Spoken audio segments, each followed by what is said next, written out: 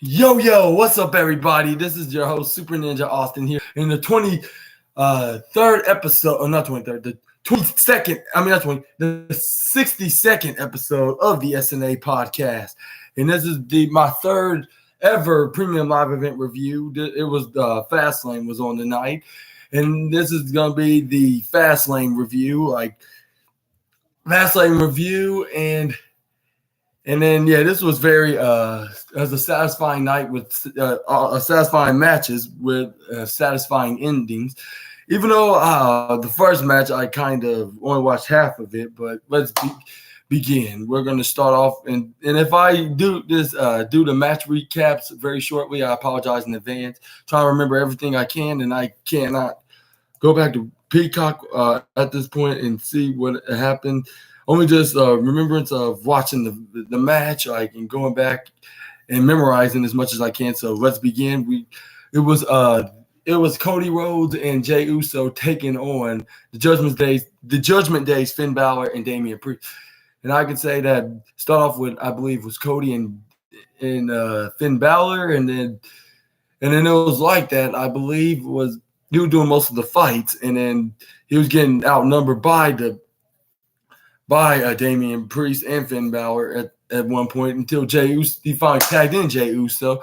He started doing the hit maneuvers like The Rock, and then spat right in the hand and then threw it right into and tossed the fist right into the face of Damian Priest, I believe. He hit the suplex, he hits the super kick in midsection right in the uppercuts, and then and I'm gonna get to the end of the match. And then it ended with Cody Rhodes and Damian Priest went up right onto the announce table, fighting into a brawl. This is where JD McDonough tried to hit Cody Rhodes with the briefcase, but Cody Rhodes moved out of the way, hits Damian Priest instead right into the.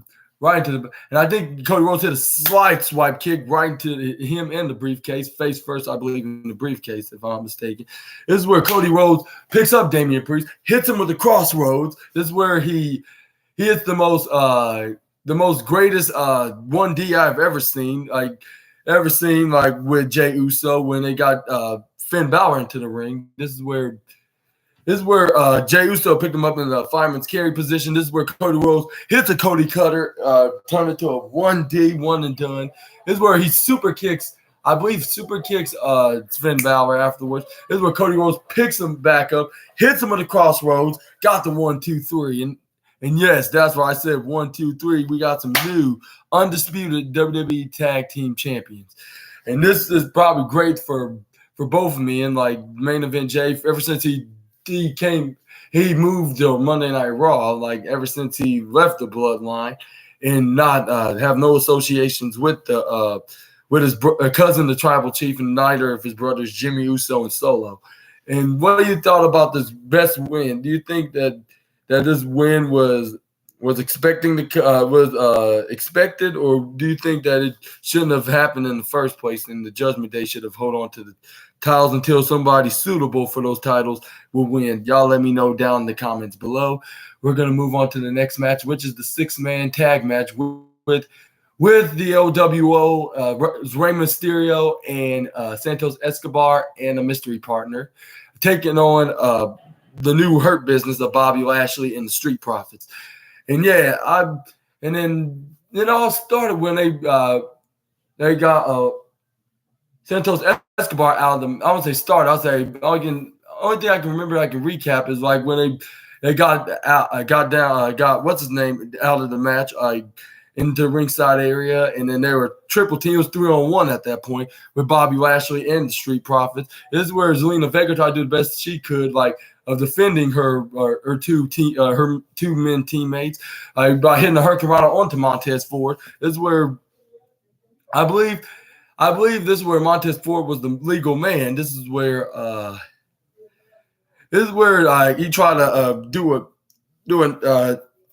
numbers disadvantage on him. I forget what move was it exactly, but this is where he tried to grab on Rey Mysterio. Rey Mysterio did that kick, really try to get ready to attack, and then this is where he expected somebody to come out at this point because it looks like Rey Mysterio did it right on time and waited for that person and did the cue of crawling, which that played somebody's music, which is a new version of the "I Spit in the Face" of the people who don't want to be cool music. And yes, sir, that was a reference to Carlito.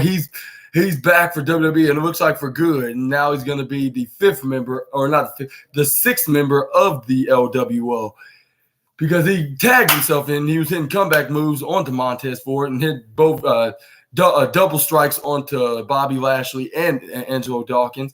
This is where, and then also he started hitting more of his comeback moves, and then his signature move. And then this is where Rey Mysterio and I believe Santos Escobar, he got back. And I believe he hit. And then they dive onto Bobby Lashley and Santos Escobar, I believe. This is where Carlito hits a backstabber right into Montez, pins him for the 1, 2, 3. And yes, sir, your winners are the three members of the LWO, Rey Mysterio, Santos Escobar, and Carlito. And he's back, and it looks like gonna stay in WWE for a little while, because it's been recent that he signed with the company back in July, and he was supposed to make an appearance at the Madison Square Garden house show, but that has yet to happen. I mean, that has never happened at this point. And what do you think? What's next for the former United States Intercontinental and Tag Team Champion? Y'all let me know down in the comments below. And what do you think about the Street Profits and Bobby Lashley losing? Maybe this was for the better, to benefit Carlito's return, to make it a success. Like at Backlash, when Bad Bunny was taking on Damian Priest and what's his name, and when he made a return at the Royal Rumble 2 years ago, and even teamed with a longtime best friend and rival, Jeff Hardy, taking on Elias and Jackson Ryker when they were still in the company. And yeah, I believe it's gonna be a full-time run finally, which was way past due, to say the least. And let's move on to the next match, which was Charlotte Flair and Io Sky and Asuka in the triple threat match. Like, it was like three-way fight, like a brawl. This is where they both Io and Asuka took down Charlotte Flair out of the match. This is where it was one-on-one with both Japanese women, and then going for covers, and then even on one cover, Io Sky tried to go for a pin, you go 1, 2, and she kicks out at the last second. This is where Charlotte Flair got back in the match. She hits a cartwheel flip and double clothesline like she did last night on SmackDown. She also hit the exploder suplex to Io Sky, I believe, and then a body slam to Asuka. This is where she one spot she got hit with a double suplex on both the Empress of Tomorrow and the Genius of the Sky. This is where Asuka hits a single leg Boston Crab on the Charlotte's leg, and this is where Io Sky got the crossface right onto Charlotte's face. And I was like, wow, if she taps right here, who's gonna be the winner? Like the commentators would say. I was like, that's anybody's guess. I guess this could be your best way to do so, but that didn't happen. I was like, if it did, I was like, we should keep Io Sky as champion, but it happened in a tie draw with Asuka and Io Sky. But luckily, on the other hand, that didn't happen, because it would have said they would make him like a co-champion or some weird concept. But yeah, anyways. Somehow she got out of it. This is where they went on the outside. This is where Charlotte Flair hits. Oh, no, this is where Charlotte Flair went on the outside. This is where they're fighting back and forth, Asuka and Io Sky. This is where she Irish whips her. This is where she goes on, ducks, hits a suicide dive right onto Charlotte Flair.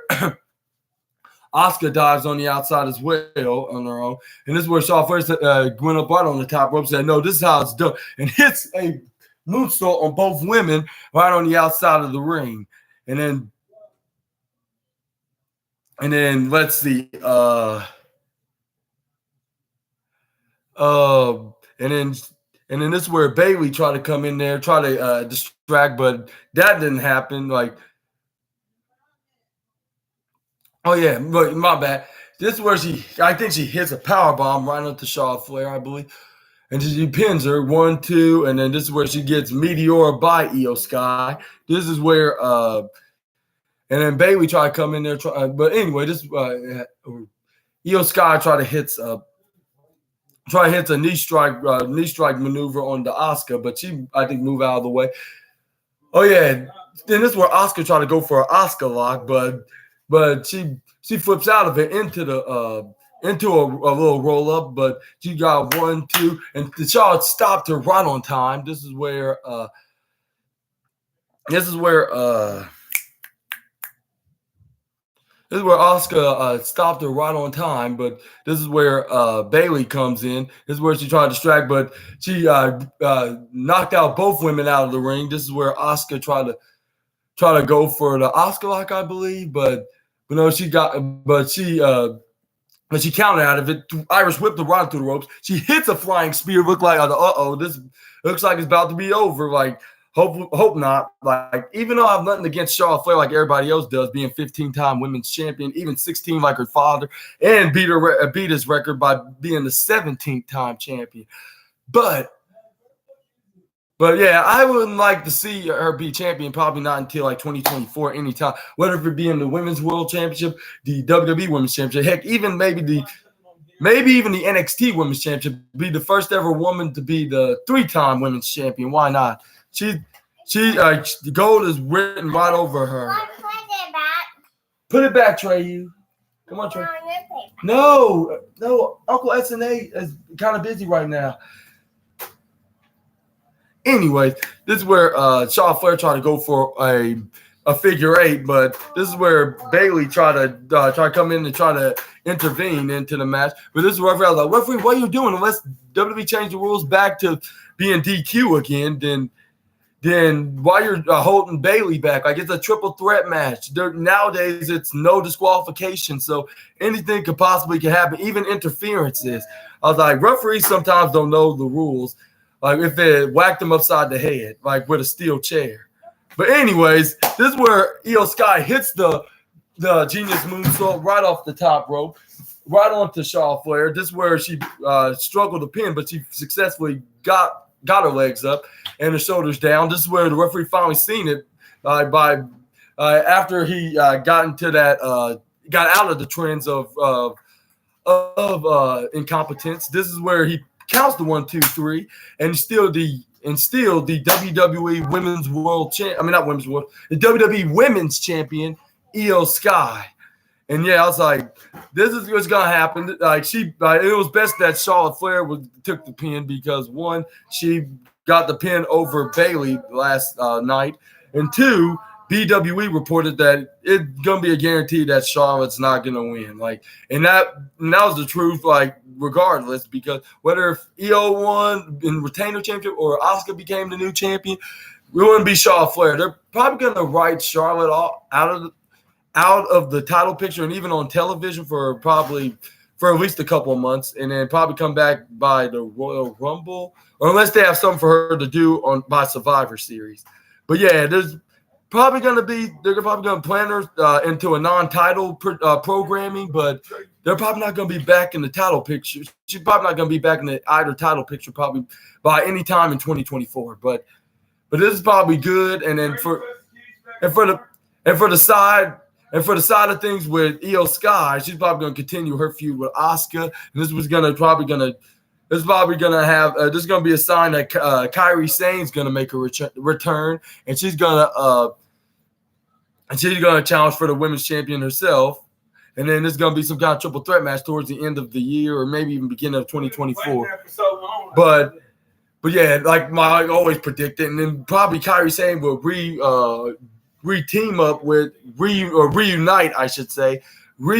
with Asuka is the Kabuki Warriors. And what do you think about my theory, my continuous theory, I should say, to be the exact? Y'all let me know down in the comments below. And this is where we're seeing another big return from the former Indianapolis Colts punter and former SmackDown commentator, but he returning commentator for this particular match. Like, this is where Pat McAfee. This is where Pat this is where Pat McAfee went to run in the ringside area. I mean, not ringside area. I mean, went inside the ring.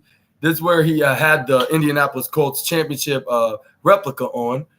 This is where and this is where he cuts a few promos about everything and about being even including being the kicker of the Indianapolis Colts. This is where he presents the 16-time WWE World Champion and the guy that's going to be teaming with LA Knight. Yeah, man, John Cena. That's where he came out. This is where when he came out, he handshake, do his signature pose. His time is up. His time is now. You can't see me. My time is now. And this is where we had LA Knight make his appearance. And this is where when he started doing the pose, LA Knight, the fans started chanting very loud in Indianapolis. And then this is where he does the pose like this, like yeah. And then this is where we had and then Solo Sikoa and Jimmy Uso came out there. It started out with John Cena and Jimmy Uso. This is where he puts John Cena in a headlock. He pushed him right into John Cena put him in the headlock. Jimmy Uso pushed him right on the other side of the ropes. He shoulder tackles him. He goes right up and does another one. This is where he goes up, ducks, leapfrog, and then hits him with a kick right into the midsection. This is where is where they start hitting more grappling moves until John Cena said, "Give me your brother, the Enforcer." This is where he tags him. This is where he's like, "You can't see me" to him. This is where he tried to close on him. He ducks, but he hits him with an uppercut when he runs right through the ropes. This is where fans are chanting, "Let's go, Cena!" And there was only like a few, like 4 or 5 fans saying "Cena," because you can hardly hear it around the Indianapolis, Indiana arena. Or the arena in Indianapolis, Indiana, I should say. And this is where they had the numbers game against John Cena, including Solo Sikoa, hitting running hip attacks, hitting super kicks, Samoan drops, and then double teaming with his brother Jimmy. This is where I believe this is where Jimmy Uso tried to go for a splash, I believe, and then he counters, and then this is where he tags in. This is where he tags in LA Knight. This is where he starts hitting the right hands and maneuvers, and then to him, and then hits the power slam, just like what he did on SmackDown a week ago when he helped fought off the Bloodline's minions, and did the LA Knight elbow drop. This is where he tried to go for the pin, but he kicks out or no, what did Solo Sikoa move save? Either way, this is where John Cena came back in, started fighting, fending off on Solo Sikoa. This is where what else that happened? Let's see. But anyways, this is where my bad, yeah. This is where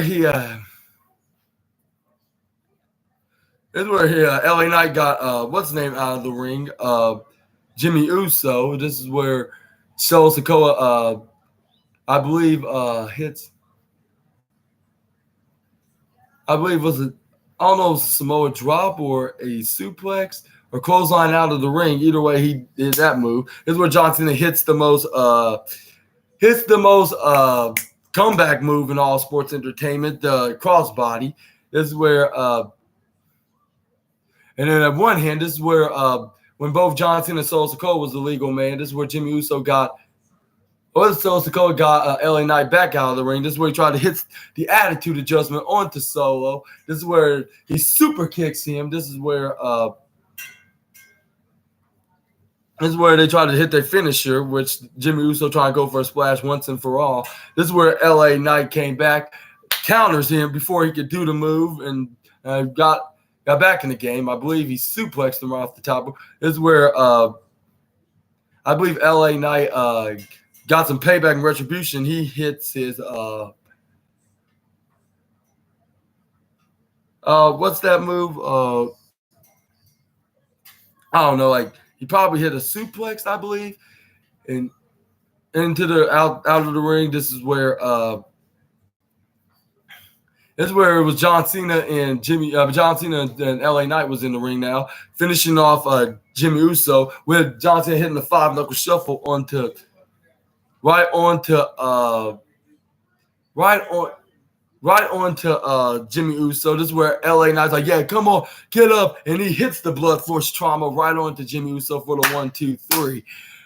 And then this is where John Cena tried to raise his hand. Like, no, I don't want you to do that to me. Allow me doing it to you. And then that made it a huge shocker in a way. That's where he raised John Cena's hand instead. This is where they celebrated. This is where Paul Heyman was freaking out. This is where John Cena's like, oh no, Roman, this is not good. Like yeah, and this is where Michael Cole even made a joke about his hair because it's obvious he's growing gray. He said it looks like Paul Heyman is growing more grays and worrying about the tribal chief. I mean, worry about what the tribal chief's reaction, because Paul Heyman earlier said during the match, he was like, what would happen if Solo and Jimmy came up with a loss, like with came back to SmackDown, like with a loss to Roman Reigns' return on the show. And then this is where Pat McAfee responds like, yeah, like that would be really good for the tribal chief and for and neither Jimmy Uso and Solo, like and then and the tribe and Roman Reigns do not want to be embarrassed of making his return. He has to listen to Jim, hear from Jimmy and Solo about the reason why they lost, like excuses even. But what do you think about this match and what's next for LA Knight and both John Cena? And do you think John Cena is gonna face Roman Reigns at Crown Jewel next month, like before he probably heads back to Hollywood? Y'all let me know down in the comments below. And do you think LA Knight's gonna be face Roman Reigns probably at Survivor Series perhaps, or do you think there's gonna be somebody else gonna fight Roman and then LA Knight's gonna be in a different program on the Blue brand side of things? Y'all let me know down in the comments below. This is where we're gonna move on to the moment we've been waiting for, the main event of the evening, which is the World Heavyweight Championship match, which is Seth freaking Rollins defending the title against Shinsuke Nakamura, the same man that's trying to take him and his back out, and take the World Heavyweight Championship from him. But it looks like it almost worked because he started trying to strike with that back with hitting him with kendo sticks, steel chairs, even nunchucks, and choking him around his neck. But Seth freaking Rollins somehow got out of it, buckle bombs him right to that wedge table that he put right into the top right corner of Tina, the turnbuckle, hits him with a curb stomp, but no one got him like the 7 or 8 count of the last man standing match. This is where they took this fight on the outside. This is where and Seth freaking Rollins started hitting him with the steel chair, getting some payback right on the Shinsuke. This is where Shinsuke Nakamura Seth freaking Rollins Shinsuke Nakamura came back, hit him, hitting him with the kick strikes, punch, put him right onto the other table, went right on the top rope, hits the double knees right into Seth Rollins, back first through the broken in half table, which probably has splintered on his back, like making it more worse. This is where Seth Rollins got up on it by the count of 8, I believe. This is where they took it right onto up the ramp into the audience, and they were fighting right up there, and then they went straight back down, went back in the ring. This is where Shinsuke Nakamura got the upper hand. He tried to hit the Kinshasa, but got super kicked right out of nowhere. This is where Seth freaking Rollins go for a suicide dive on the outside. He tried to get him right onto the table. This is where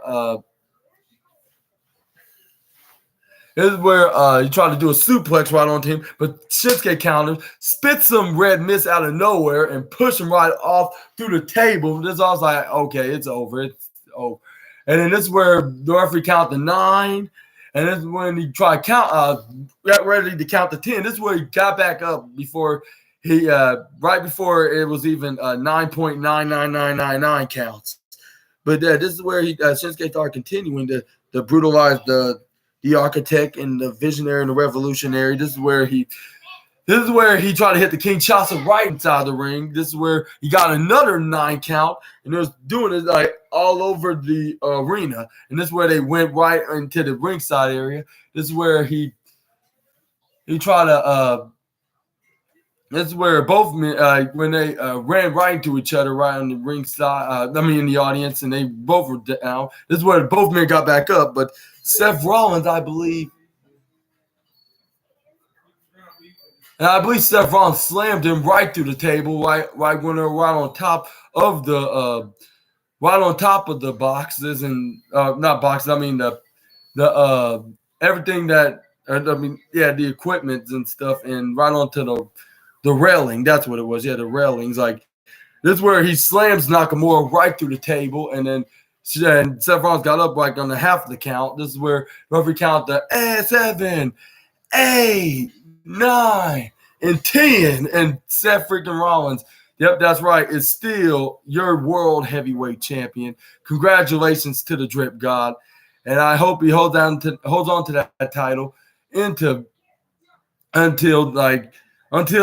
there is a new champion that can dethrone him, and it looks like he's probably going to hold it between the end of this year or the beginning of next year. Like whoever that's potential enough.